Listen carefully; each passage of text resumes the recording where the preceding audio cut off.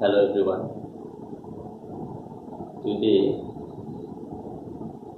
we'll learn how to name coordination compounds, or simply saying nomenclature or naming of coordination compound or complexes, whether the complex is cationic, anionic or neutral.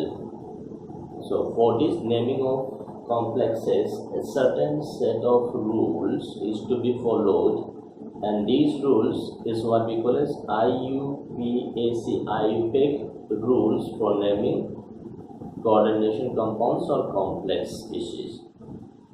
So let's start with naming of these compounds called complex species.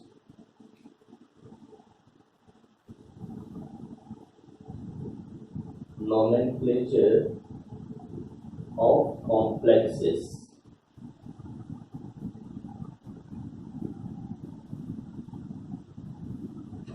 So we'll start with the rules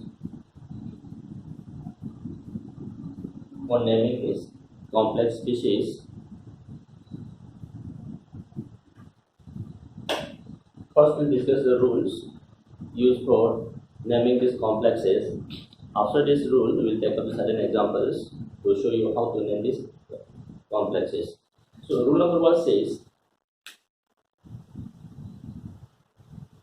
for ionic complexes, the rule says cation should be named first followed by anion. As is the rule with inorganic salts. Whenever we have a salt, we first name cation followed by anion. In the same manner, for ionic complexes, cation is named first followed by anion.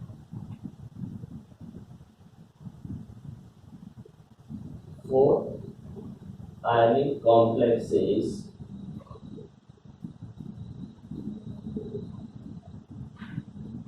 cation is named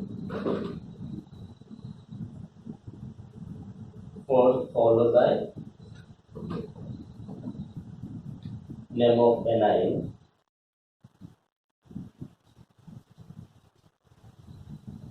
So this is rule number 1. Rule number 2. Now while naming the cations or anions, the number of cations present or the number of anions present should not be identified. So normally in the case of ionic compounds also, we never identify the number of cations or number of anions present in the salt. So in the same way or in the similar way, while naming this complex, the number of cations or the number of anions should not be indicated.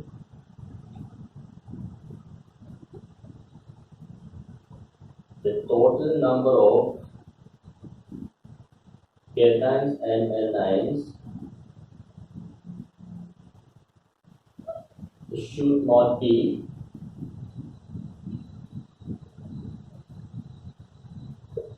indicated while naming the cations or anions. The rule number 3 says, while writing the name of cations and anions, the name of cation or the name of anion should be written in a single continuous text without any gap.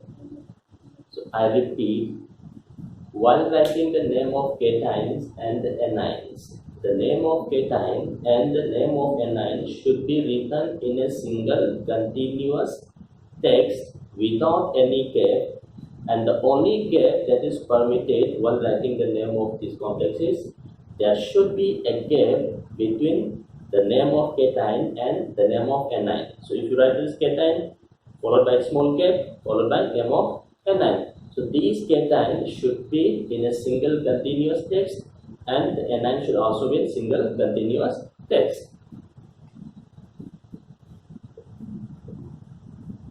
There should be a gap between the name of cation and the name of anion. There should be a gap between the name of cation and name of anion.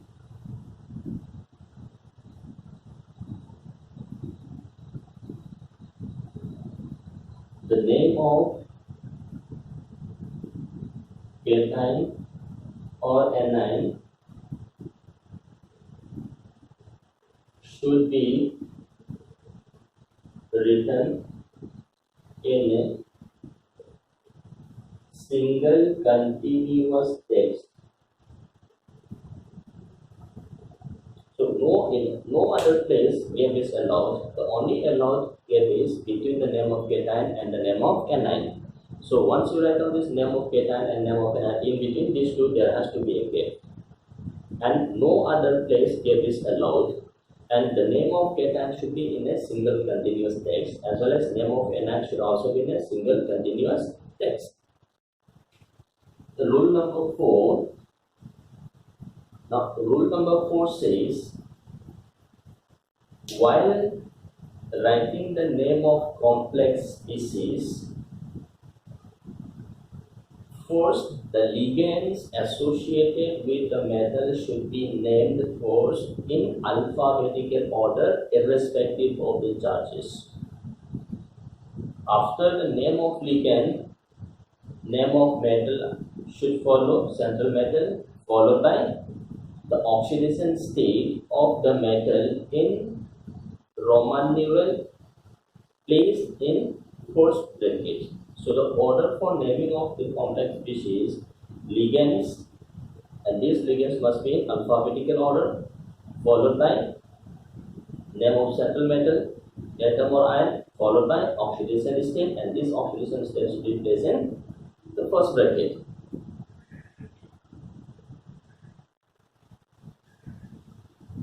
Order for naming of complex species is, first we have ligand, and this ligand must be in alphabetical order.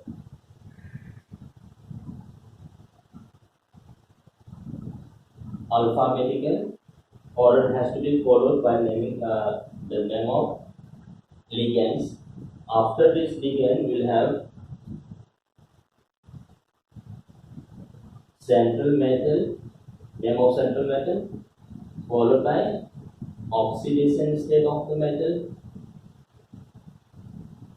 and this oxidation state should be placed in first bracket, and this oxidation state should be Roman numeral. So this is the order to be followed while writing the name of complex. First, ligand should be named, and while naming the ligands, alphabetical order should be followed. Then followed by central metal, atom or ion, followed by oxidation state of metal, and this oxidation state should be placed in the first bracket and should be written in Roman numeral without any charge. Charge should not be mentioned while writing the oxidation state. So this is the order for naming complex. Now suppose we have the name of a given complex. Now this is to be converted into formula. Now while writing the formula of complex, then the order is metal should be written first, followed by ligand, and this ligand again should be written in alphabetical order, and this complex should be placed in third bracket.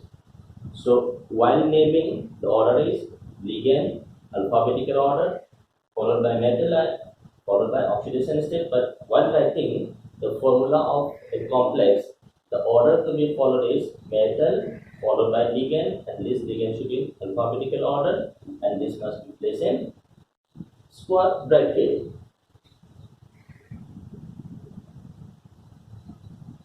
While writing formula, the order should be,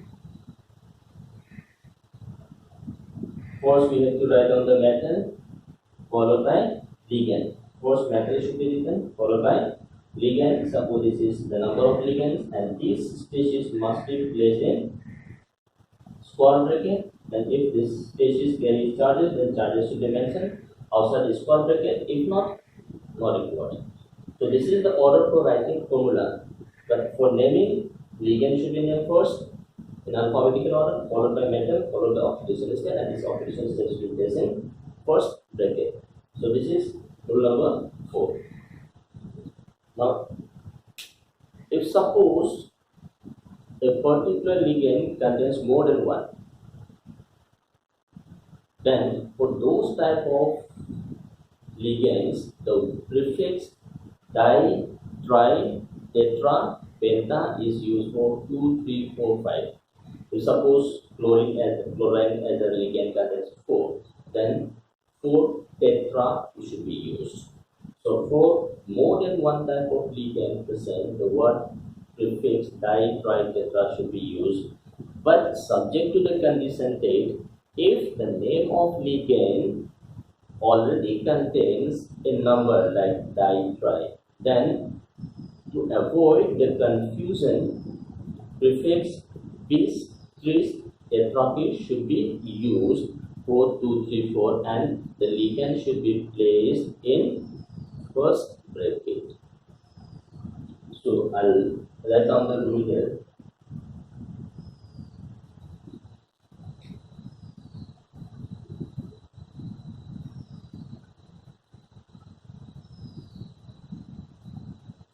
The word or prefix di, tri, tetra should be used to indicate the number of ligands of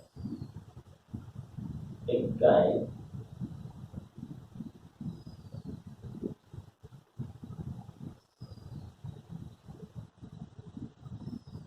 So the prefix di, tri, tetra should be used to indicate the number of ligands of a particular type present in the complex.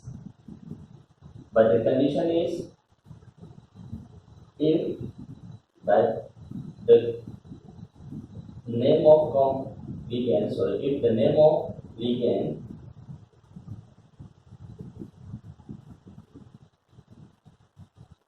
already contains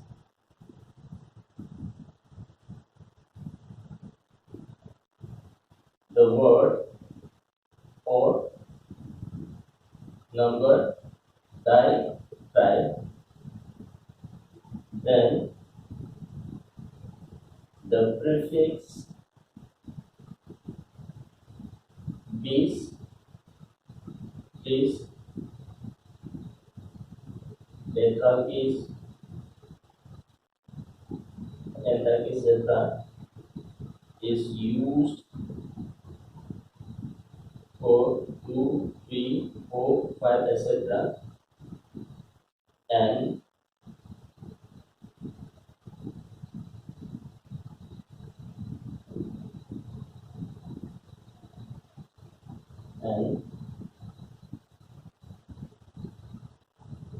and the name of ligand is placed in bracket. So simply saying to indicate the number of ligands, we use the prefix di, tri, tetra, penta for 2, 3, 4, 5, 6. But if the name of ligand already contains this prefix di, tri, tetra, then to avoid confusion, we use the words prefix bis, tris, tetrapis for 2, 3, 4, and the name of complex is written always in first bracket. So this is to indicate the number of ligands present.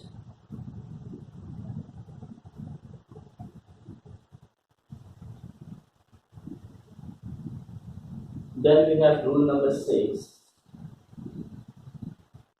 Now, how to name ligands?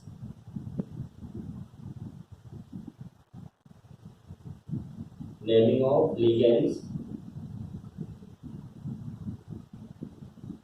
As we have discussed, given in the earlier rule, while naming the ligands, the alphabetical order should be followed respective of charges, whether the charge on ligand is positive, negative, or neutral. It hardly matters. What you have to follow is alphabetical order should be followed.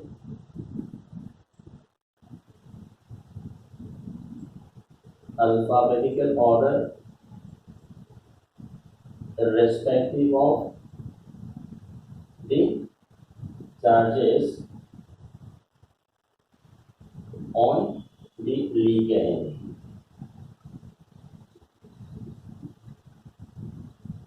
So this is how to name ligands. Now we have discussed the types of ligand in earlier class. Ligand can be monodentate. If this monodentate ligand is having charges negative, may have positive charge, may have a neutral. So there are certain rules for naming these types of ligands also. So first coming to is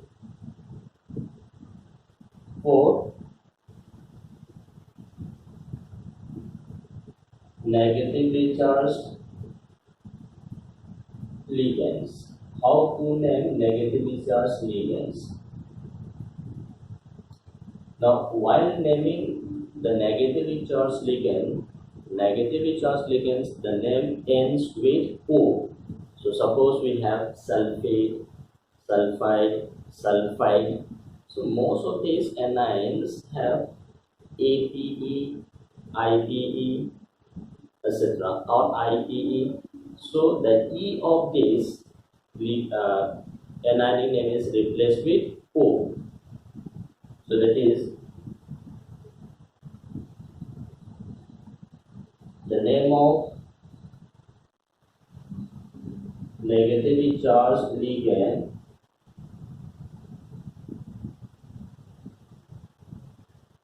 ends with O.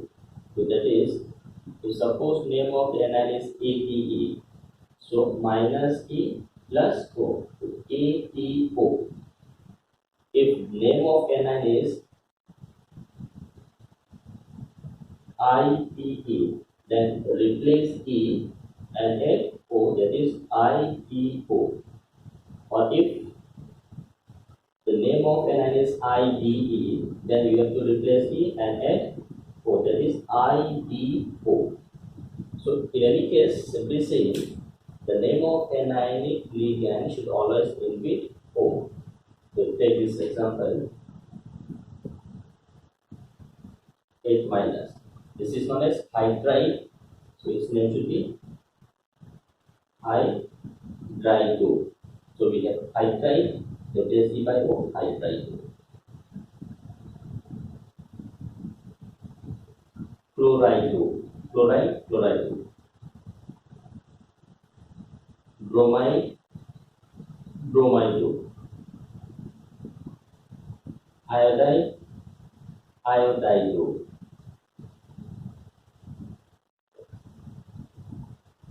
Sulfide, sulfido. SO3 minus sulfide, sulfido. SO4 2 minus sulfate, sulfato. H2O3 2 minus thiosulfate, thiosulfite, sulfato.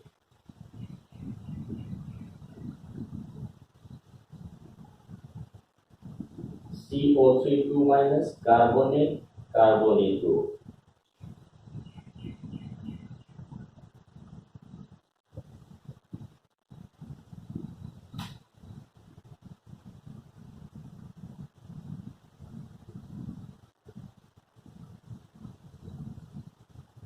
Hydrogen carbonate, hydrogen carbonato. So simply bicarbonate ion.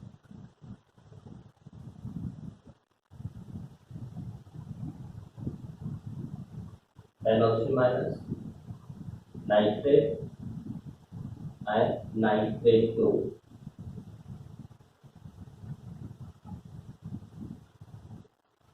Cl minus cyanidoine.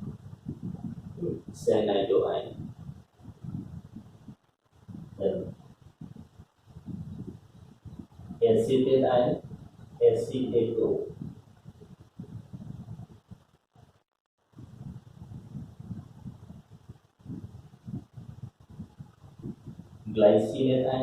glycinato.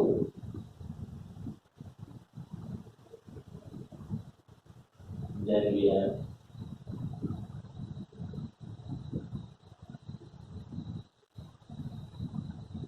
C2O4, 2 minus oxalate ion, oxalato, oxalato,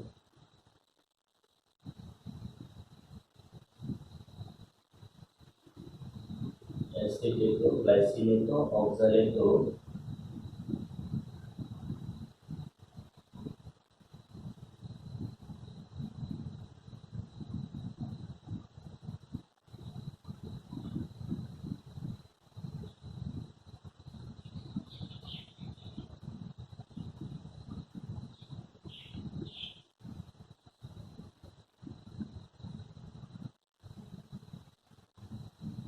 O2, 2 minus peroxide, possible peroxo,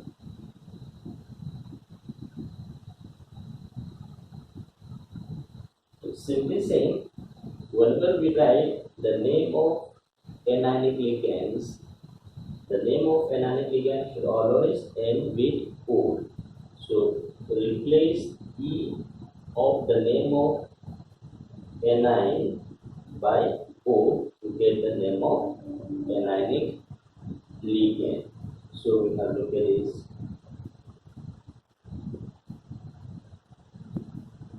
CNO, that is cyanate, cyanato, SCN, iocyanate, iocyanate,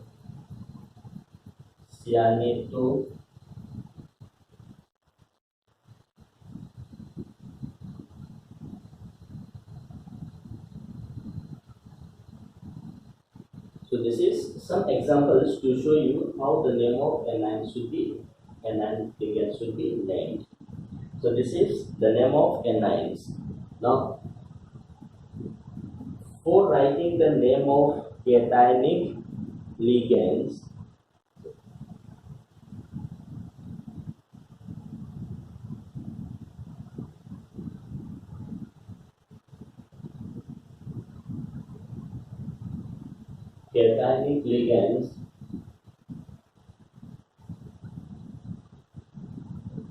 name ends with the suffix ium. The name of cationic ligand is very few, so look at this. N2H5 plus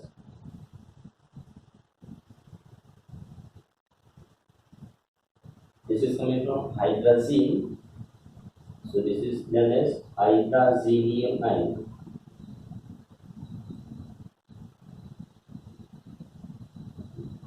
Hydrazinium.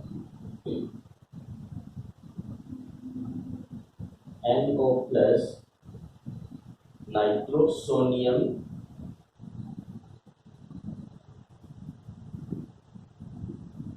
etc. So whenever we have this cationic ligand, the name of cationic ligand should always end with IUM after the name of the cation.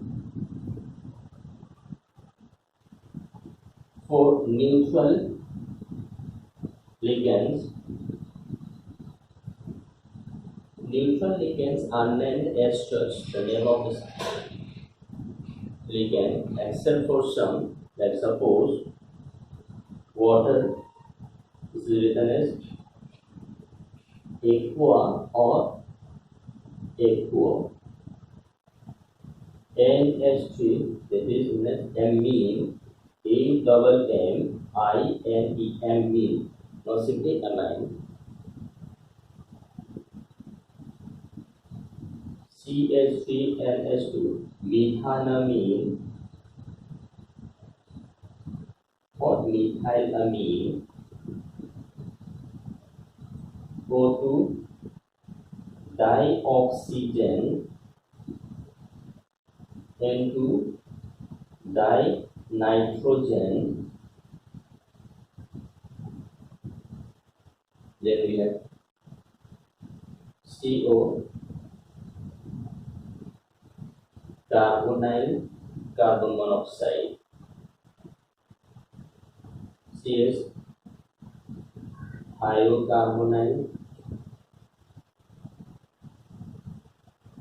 So whenever we have this, in the normal their name of substance is given, that is CH2, CH2, CH2. That is 1,2-diamino ethane. 1,2-diamino ethane, which is also known as simply written as EN. So diamino. So already name of ligand contains the word di. So if this particular ligand is having more than two, then you cannot use diprime. So you have to use these three step properties. So this is shortened as EN, written as ethylene diamine. So this is for neutral ligands. So whenever we have neutral ligand, we use normal their names. If we have benzene, then simply written as benzene, pyridine, written as pyridyl, etc. This is the name of neutral ligand. So while naming the name of giving the name of ligands, you have to be very careful whether the ligand is neutral in nature, whether the ligand is positively charged, or whether the name of the ligand is negatively charged. So accordingly, we have to follow the certain set of rules. So this is for naming ligands. So while naming these ligands, then alphabetical order should always be followed, irrespective whether the charge is negative, whether the charge is positive, or whether this is neutral in nature.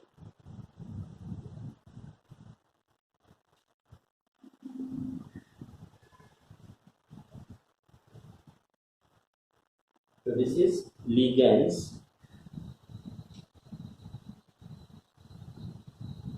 Number 7, rule number 7. Now, after naming ligand, you have to name the metal and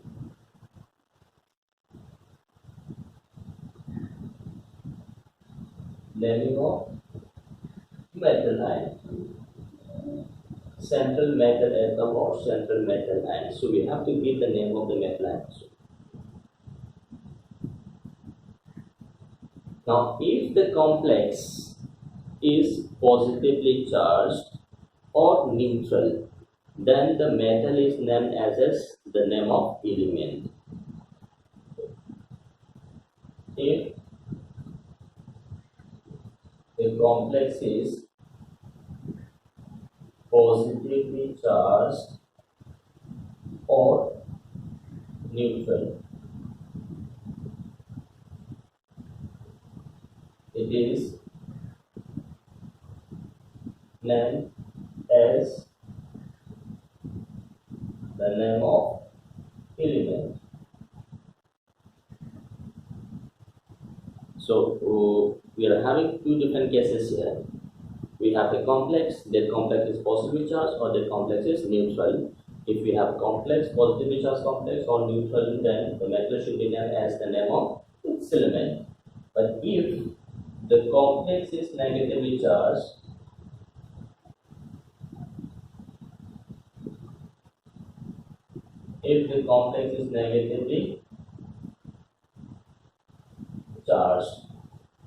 then the name of metal ends with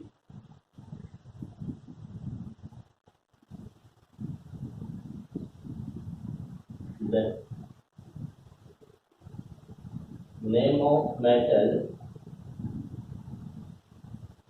ends with AEE. So this is only for negatively charged ligand. if the complex is negatively charged, the name of metal should always end with Et. So if suppose look at this, then if iron is present in a negatively charged complex, then the name of iron should be ferrite. Chromium, chromate. Nickel, nickelate.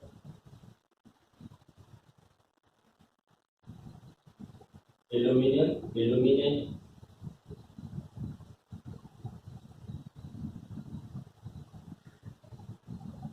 Cobalt, cobaltate. Mercury, mercurate.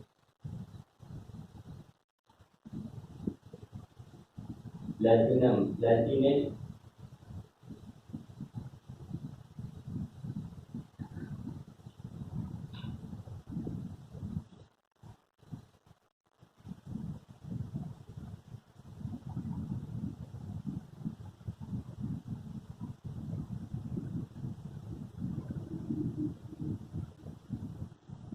Then if you have osmium, osmate, silver, argentate,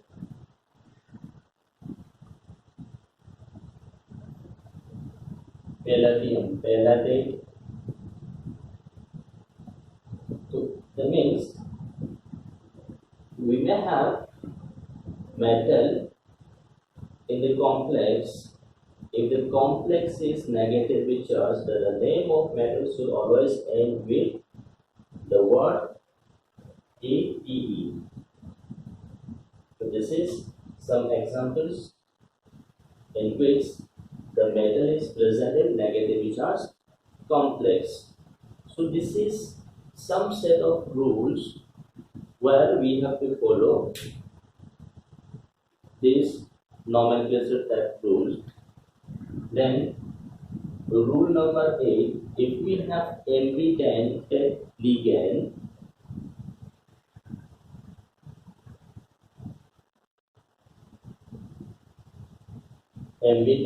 ligand,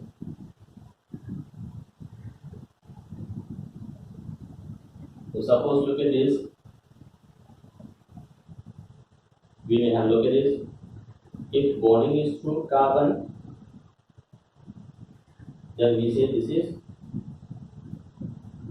cyanide. If bonding is through nitrogen, we say this is isocyanide, or simply say cyanido N. N means bonding is through nitrogen.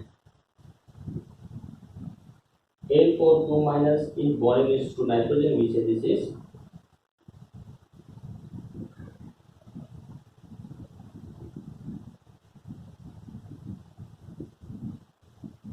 nitrito N, or if the bonding is through oxygen, we say this is nitrito O. Nitrito O means we have this ligand bonded through oxygen.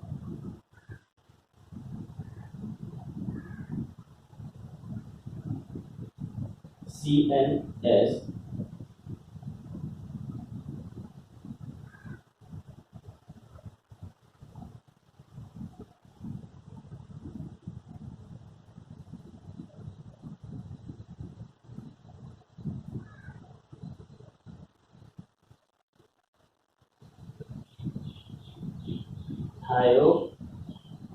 thiocyanate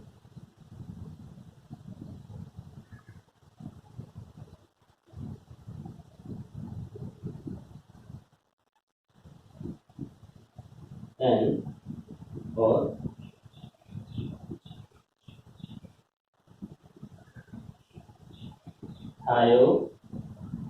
thiocyanate S.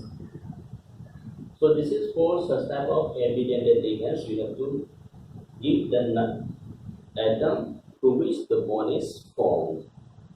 So This certain set of rules is to be followed while naming a complex species or by writing the formula of a complex species.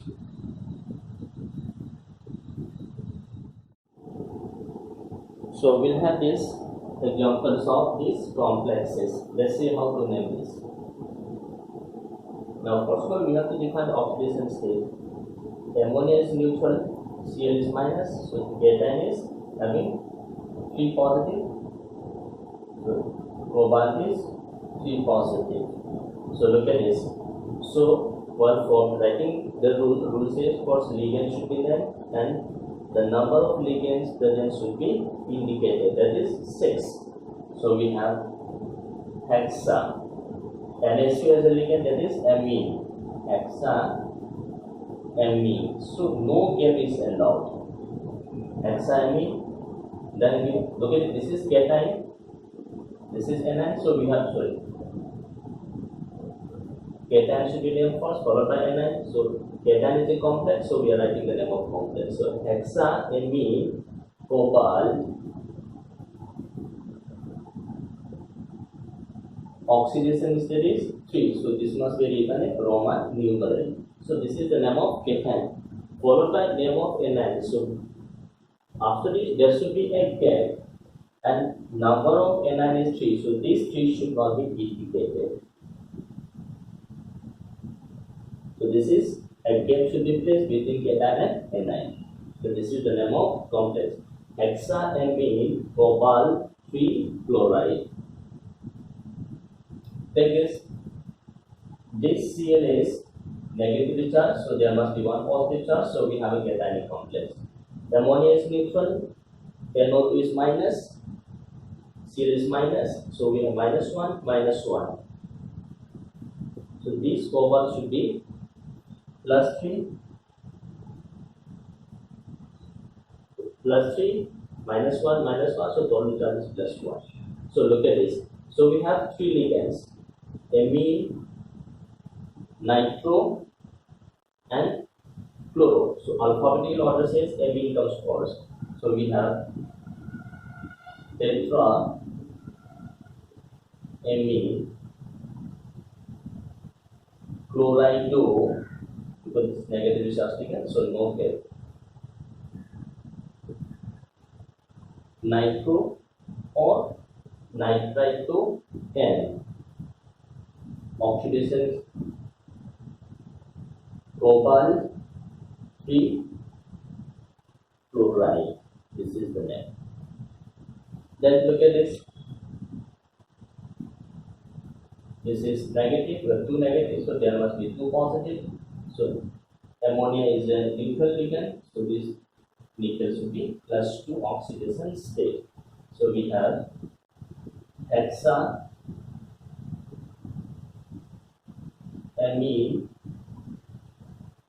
nickel 2 chloride. This is platinum, so Cl is -1, so we have a positive charge. It is methylamine neutral, amine neutral, chloride negative. So this platinum should be +2. So amine, methylamine, chloride. So alphabetical order says amine comes first. So di amine chlorido methylamine platinum 2 chloride. We have Mn, manganese, water is neutral, so oxidation is there should be +2. So water is a ligand, that is aqua, hexa, aqua or aquo, manganese 2. Now since this is ionic, so you have to use the word ion. Hexa aqua manganese 2 ion. So En is ethylene diamine. So the name of ligand already contains the word di, so you cannot use again tri. So what we have to use is tris. Tris ethylene diamine. So while writing this tris tetraphase, the name of ligand should be placed in phosphorus phase. So tris ethylene diamine cobalt 3I. So cobalt is plus 3 oxidation state. Nickel carbon monoxide neutral. So nickel is 0 oxidation state. Tetra carbonyl nickel 0. Look at this again. Carbon monoxide is neutral, so oxidation state is 0 then. Penta carbonyl iron 0. Chromium oxalate we have 3. So trioxalato, this is negatively charged complex, so the word of the name of metal should end with AD. Trioxalato chromate oxidation state, this is 2 negative 6. So this chromium plus 3 plus 3 chromate 3 9. Look at this, we have this is cation, this is anion. So the name of cation should be written first, followed by name of anion. So cation is potassium, so we have to write down potassium. So number of potassium ion is 2, so these two should not be integrated. So we should not write dipotassium, that is wrong. So we should say potassium cation followed by K. So anion is complex, we have to follow the rules, that is tetra chloride negatively charged, so we have deltate, this is plus, so this must have 2 negative, so chlorine is -1, so -4, so this must be +2, deltate 2.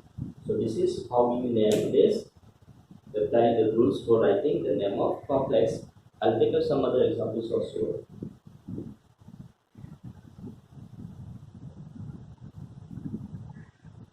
I'll give some more examples. So what is that we have to write a rough list.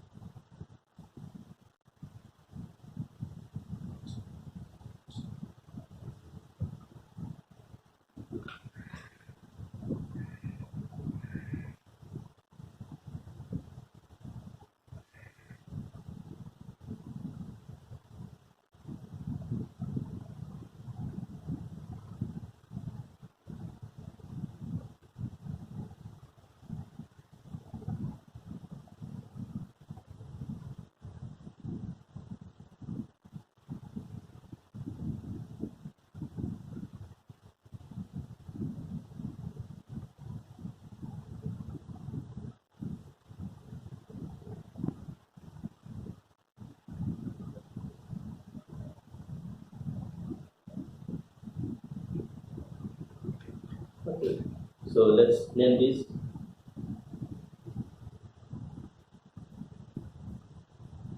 This is cation, this is anion. So as usual, cation should be named first. So the cation is potassium. Then we have negatively charged complex. So we have ligand. So after this, we should have a game. Number of ligand is 6. So hexa cyanide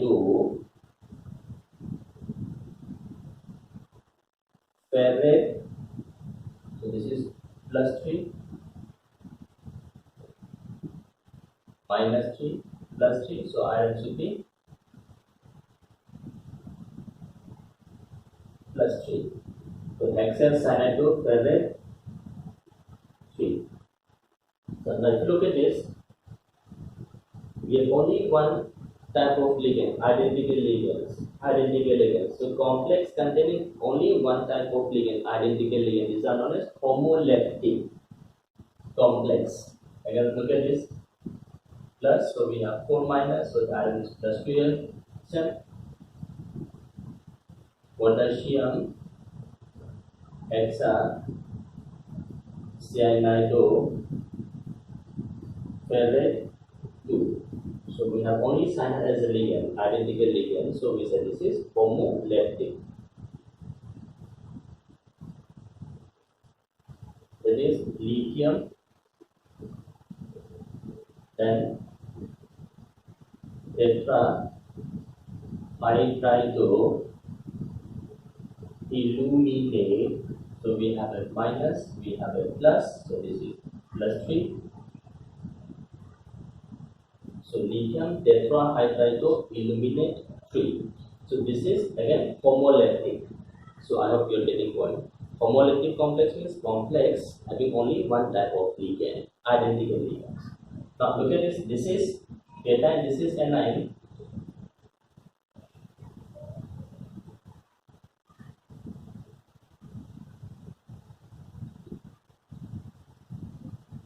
So cation is hexa amine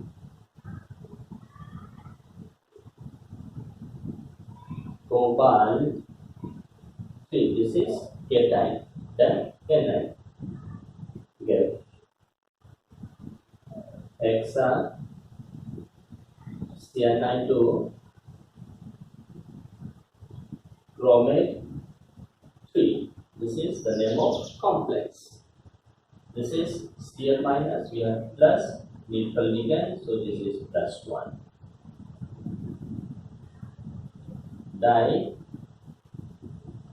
Diamine silver 1 chloride. PH4 benzene phenyl. So altogether it is triphenylphosphine.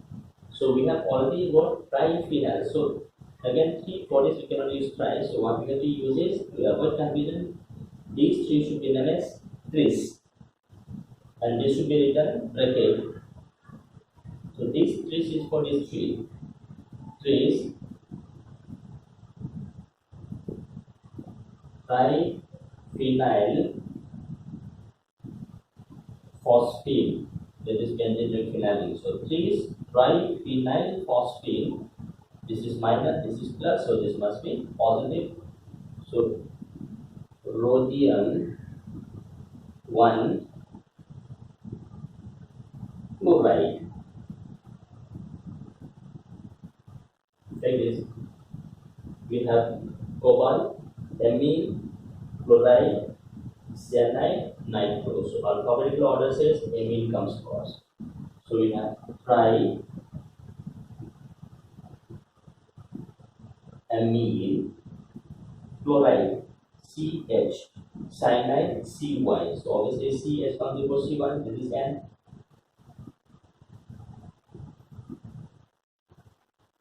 So triamine, chlorido, then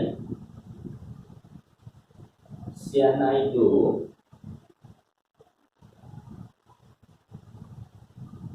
nitro,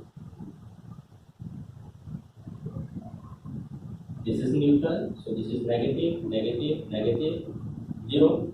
So we have 3 negative, so this cobalt must be 3 positive.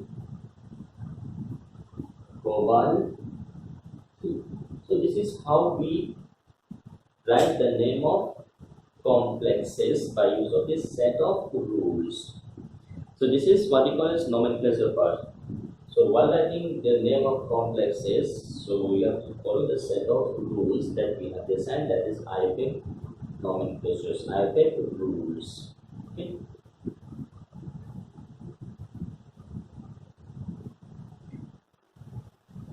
So after learning this nomenclature part, we'll go to Warner's coordination theory.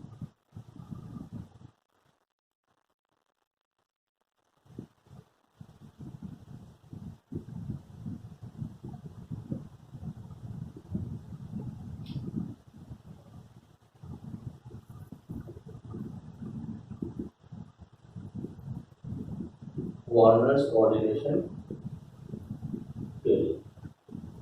So according to this Warner's coordination theory, every coordination complex, has got two types of valencies.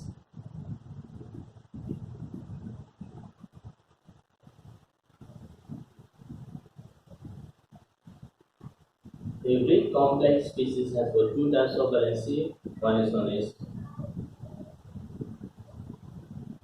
primary valency, second is known as secondary valency. So let me give you what is primary, what is secondary.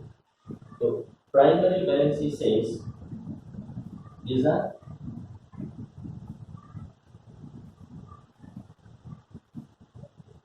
ionizable. So means when we dissolve this complex in water, this gives you ions. So the ionizable part is known as primary valency, and this ionizable is always placed outside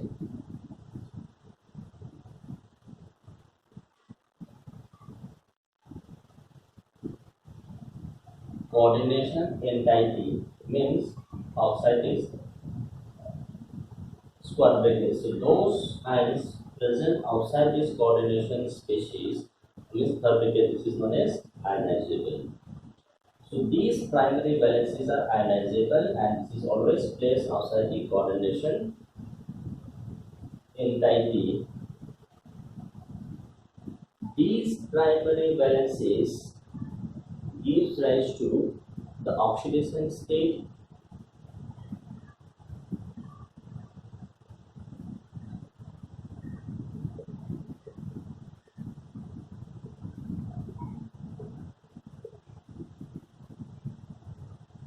this gives rise to the oxidation state of the cation ion.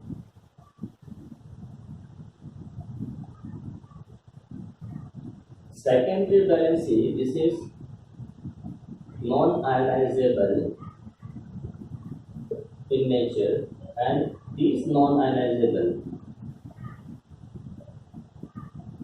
always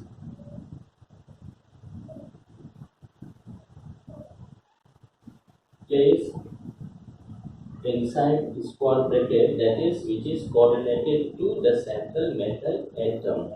So those ligands which is directly attached to the central metal atom are known as secondary valencies. These secondary valencies gives rise to the coordination number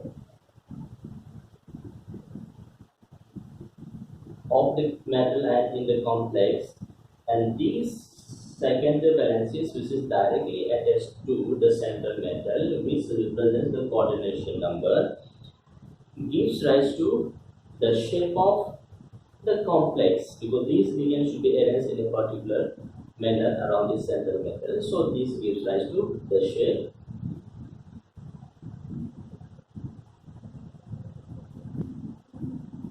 shape on. That means this is directional in nature. This is non-directional, but this is directional because these ligands should be placed in a particular direction around the central atom. So this is directional.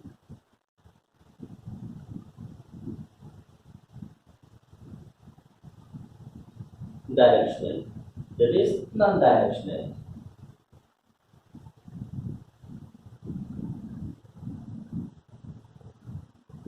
A particular ligand may act as a primary or may act as a secondary depending on the requirement. Now these secondary valencies are satisfied by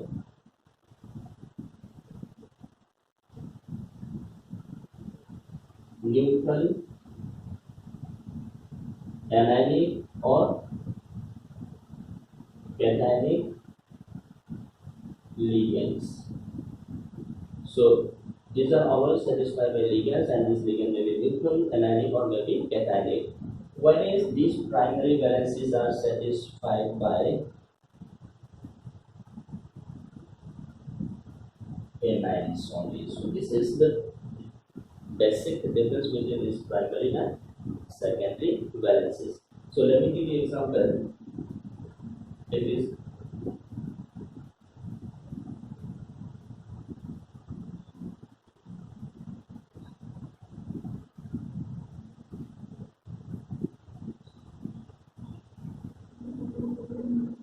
so we have this. So look at it, this NH3. This is directly attached to cobalt. So this is secondary. This is written outside this coordination sphere. So this is primary. That means when this is dissolved, this gives rise to. So this is non-ionizable, which satisfies the coordination number, and this ligands is placed around this cobalt in a certain particular direction, giving rise to the shape or geometry. This plus gives you, so this is ionizable, which gives rise to 3 moles of Cl minus in the solution. This is the meaning of ionizable or non-ionizable.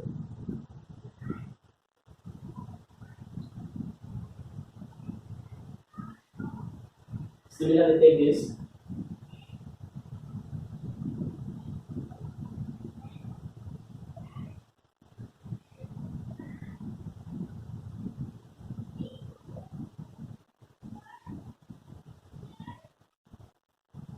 So look at this. This NH3 is directly bonded to cobalt. Cl is also directly bonded to cobalt. So this becomes secondary. This is primary. So this is primary. This is secondary.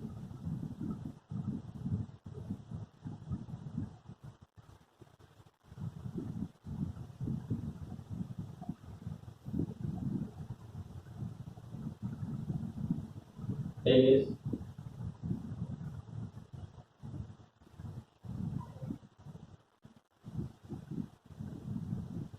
So we have this is primary, this is secondary. So the same Cl minus is acting as a secondary as well as primary. So this gives you 2 moles of Cl minus, CO, NH3, 4, Cl2 plus Cl minus.